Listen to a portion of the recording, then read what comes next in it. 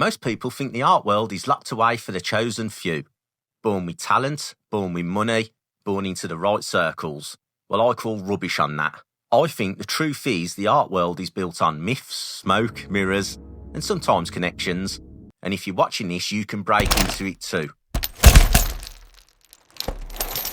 Today I'm going to show you how people like you and me can make extraordinary art that collectors actually want.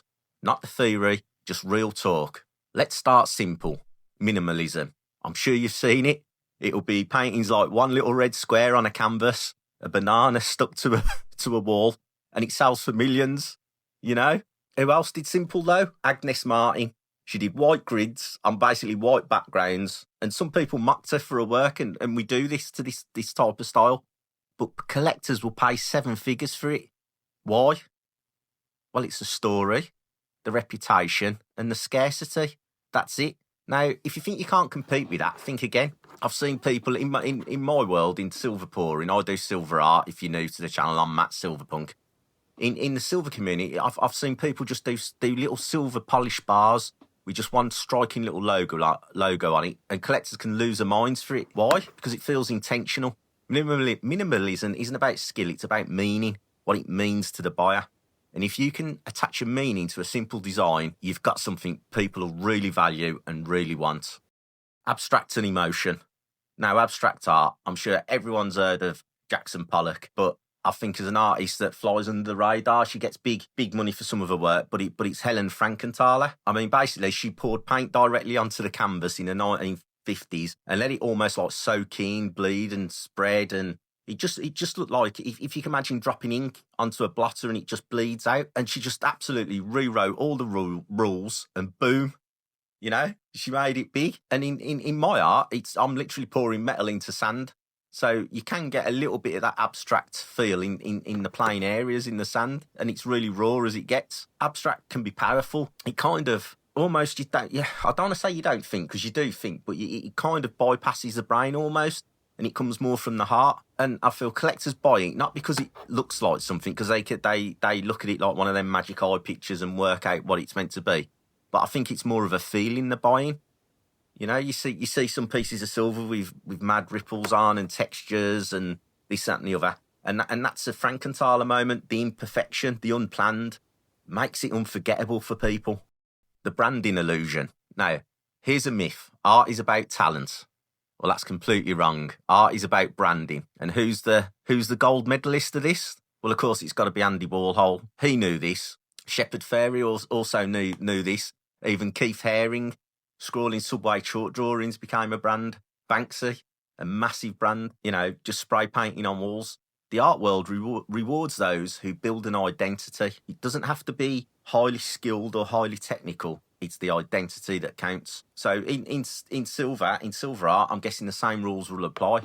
I get all my stuff hallmarked, so it's got that Silverpunk stamp on it. But more than that, I want my art to show an identity. I want people to recognise it before they even have to look at a logo or a mark. And hopefully that's what I'm doing. I want my art to say, this isn't, you know, your grandmother's piece of silver. This is a rebellion. It's cast in metal by hand. It's raw. And when you buy into that, you're not just buying silver. You're buying the story. You're buying the movement. You're buying what I'm trying to create. The myth of the lone genius. Another myth that I see bandied about, that artists work alone, fueled only by mad genius. It's totally not true. I've just touched on Banksy, but let's have a look at Damien Hirst. His dot paintings, his big animals in formaldehyde tanks. He's not doing that. It's an entire team that makes them. I mean, Jeff Koons, his sculptures, they're built by fabricators. I mean, if we go back in history, artists have done it all through history. They had schools of people working for them. Look at, I don't know, in the Renaissance, Vermeer, he used lenses and assistants and tracing. Da Vinci even had a school of people helping him underneath him, his apprentices. So the myth of a lone genius, it's just that, it's a myth. So don't feel guilty if you're using technology to help you, like, you know, AI, which I do, help from others, you know, other people coming up with designs, that's fine. I use AI to prototype my designs. I use 3D printers to make my moulds. But I also use the century-old sandcasting technique to pour my silver. I mean, for me, that blend doesn't make me less of an artist. It makes me a 21st century one. Tools don't replace the vision, but they amplify it and people buy into it. Why people actually buy. Let's cut through the nonsense. Why do people really buy art? It's not just to fill a wall or to sit on the coffee table. It's for an emotional return. It's for joy, pride, status, or, I mean, if it's for status, showing taste, belonging to a community, it's, you know, it's that feeling, that type of connection you get with it. It could be legacy, leaving something behind, meaningful. And yes, sometimes it's an investment also. I've seen collectors light up when they hold a one-of-one silver panel because they just know no one else in the world owns it, and people really buy into that. They just want the one-of-ones, not like minted runs of 30 or 40, just one. There's only one. And I think that thrill, that's the core of collecting. You own something no one else ever can. And I feel my job as an artist is to create that kind of treasure, something that feels part of a story. And your job as a collector is to follow what makes you alive, not just what the market says. Follow what brings you joy, what you want to hold in your hands, what lights you up. The impossible level. Every now and again, someone comes along who just breaks the game. Now, for me, it's a Polish artist. Now, I'm going to probably absolutely slaughter the name, so I'm so sorry for him. Zdzisław Beksiński. Now, this guy, he paints, unfortunately he's passed away now, but he used to paint some really cool surreal nightmares and gothic styles, and it's right up my street. If you see my big panel piece that I've done, it's very, very gothic inspired. And it's almost taken from some of his work. I just absolutely love it. That, you know, the surreal nightmares. Yeah, I've said it, and the detail. It just looks impossible. Some of his work.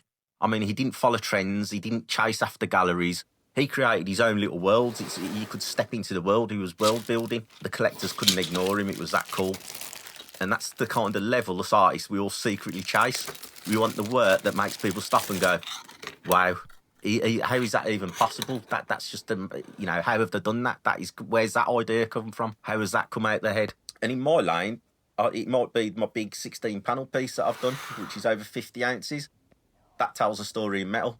It's not about competing with Banksy or any other artist or any other silver pourer, but it's about, for me, it's about pushing myself to that impossible level in my medium, which is silver.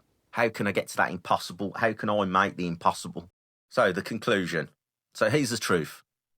In my view, the art world isn't about talent, connections, or permission. It's about creating something with meaning, building an identity, and daring to put your work out there.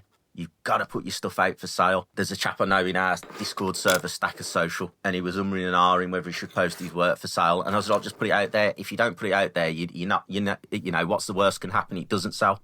If you don't list it, then it's not going to sell, is it? So you just got to push it out there, whether it's paint, I don't know, pixels on the screen, poured silver, all the myths. It's just noise.